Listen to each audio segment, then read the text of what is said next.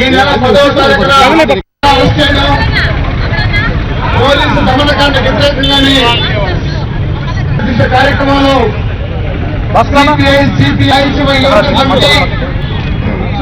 అలాగే ఇంకా ప్రజా సంఘాలు అసెంబ్లీ సభ్యులు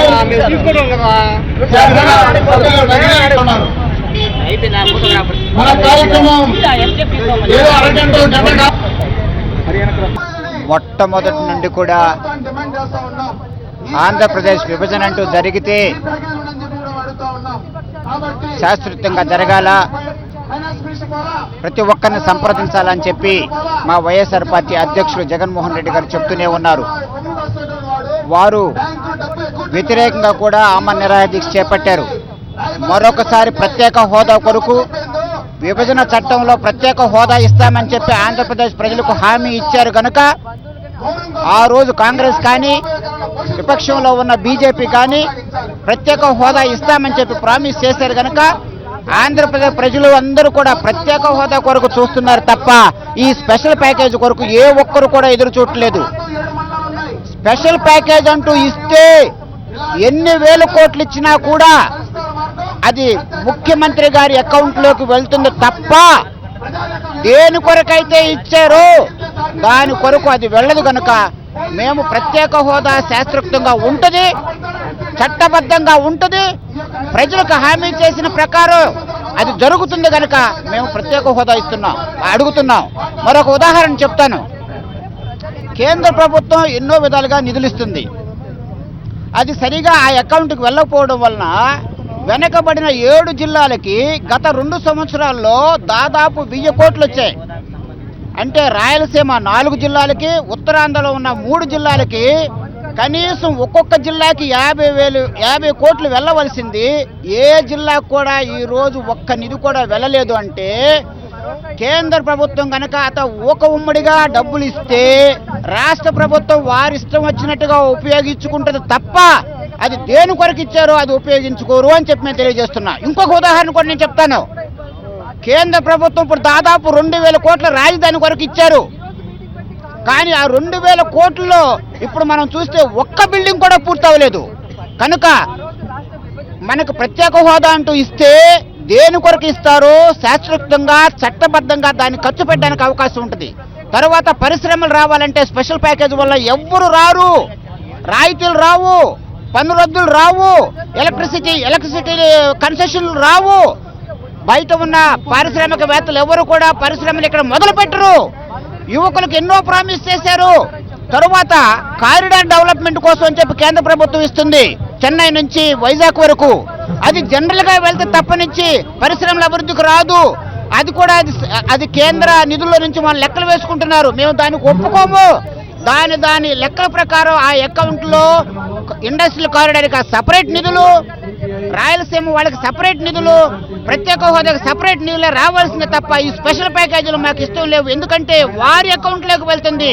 ప్రజలకు ఆయన బాధ్యత ప్రజలకి వారు చెప్పే అవకాశం ఉండదు కనుక ప్రత్యేక హోదా కావాలా, నిధులు అంటూ ఇచ్చేసే ప్రత్యేక హోదాలోనే ఇవ్వాలా, అన్ని రకాల అభివృద్ధి చెందుతుంది కనుక మేమంతా కోరుతున్నాం. అది కాకి చొక్కాలు వేసుకున్న పోలీసులు పనిచేస్తున్నారా, పచ్చ చొక్కాలు వేసుకుని పనిచేస్తున్నారా అర్థం కాకుండా ఉంది.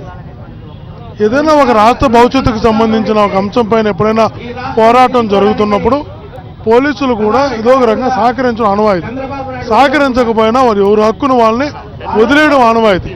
మా హక్కులను కాలరాస్తూ ప్రజాస్వామ్యాన్ని కూనీ చేస్తూ ప్రజల కోసం, ఈ రాష్ట్ర శ్రేయస్సు కోసం ప్రయత్నం చేస్తున్న ప్రజలందరినీ, అన్ని పార్టీల వారిని, అన్ని పక్షాల వారిని, అన్ని వర్గాల వారిని తీసుకెళ్లి జైల్లో వేసి ఇబ్బందులు పెట్టి ఒక భయభ్రాంతులు గురి చేయడం నిజంగా ప్రజాస్వామ్యాన్ని కూనీ చేయడం.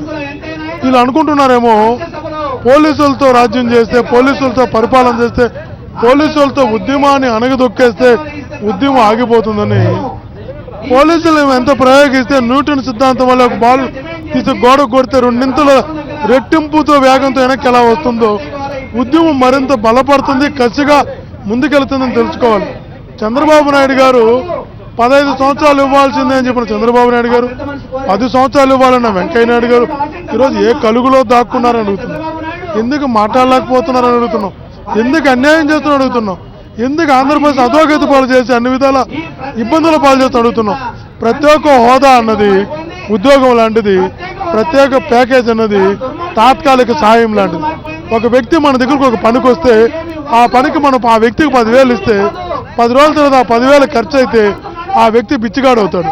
అదే ఆ వ్యక్తికి ఒక ఉద్యోగం ఇప్పిస్తే రిటైర్ అయిన తర్వాత కూడా భార్యాపిల్లలతో సుఖంగా ఉంటాడు. ఇంత తేడా ఉంది దీనికి దానికి. కానీ ఇలా కేసులో నుంచి బయటపడడం కోసం చంద్రబాబు నాయుడు గారు రాష్ట్ర ప్రయోజనాలను తాకట్టు పెట్టడం బాధాకరం. పార్టీ అధికారంలోకి వచ్చిన తర్వాత పోలీసుల్ని తమ బౌన్సర్లుగా వాడుకుంటున్నారు. ఈరోజు అన్ని పార్టీలు కూడా ఏ విషయానికైనా కూడా చాలా శాంతియుతంగా ధర్నాలు చేస్తున్నా కూడా ఏ విధంగా వాళ్ళని కొట్టడం, అక్రమ కేసులు పెట్టడం. మొన్నైతే చాలా సిగ్గుచేటు, మహిళలను చూడకుండా వారి తాలిబొట్లు తెగిపోయే విధంగా వాళ్ళని ఈడ్చి పడేశారు. అంటే ఈ పోలీసులు కాకి చొక్కాలు కాదు, ఎల్లో షర్ట్లు వేసుకుంటే కరెక్ట్ గా ఉంటుందని నేను అనుకుంటున్నాను. ఎందుకంటే ప్రజాస్వామ్యంలో ప్రభుత్వాలు ప్రజా వ్యతిరేక విధానాలు పాటించినప్పుడు ఖచ్చితంగా ప్రజలు, ప్రతిపక్ష పార్టీలన్నీ కూడా ఉద్యమాలు చేస్తాయి శాంతియుతంగా. అలాంటి వాటికి సహకరించాల్సిన పోలీసులు ఈరోజు ఇలాంటి దురాగతాలకి పోయి అందరినీ కొట్టడం, వారిని లాగిపడేయటం, వారి మీద అక్రమ కేసులు పెట్టడం అనేది కరెక్ట్ కాదు. ఎందుకంటే ఈరోజు ప్రత్యేక హోదా అనేది ఈ రాష్ట్రానికి చాలా ముఖ్యం. ఈ రాష్ట్రంలో మాతో పాటు ఈ పోలీసు కుటుంబాలు, వీళ్ళ బంధువులు, పిల్లలు కూడా ఈ ప్రత్యేక హోదా వస్తేనే బాగుపడతారు. కాబట్టి వాళ్ళు పార్టీలకు అతీతంగా ఈ ప్రత్యేక హోదాకి సపోర్ట్ చేయాల్సిన బాధ్యత కూడా ఉంది.